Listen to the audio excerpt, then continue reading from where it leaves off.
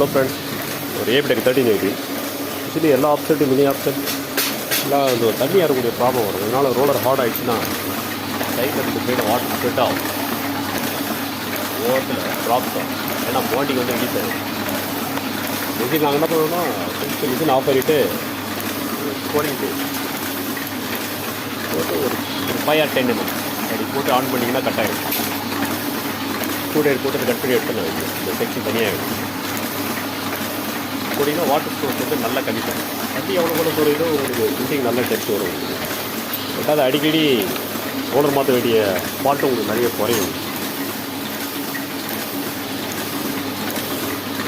Okay.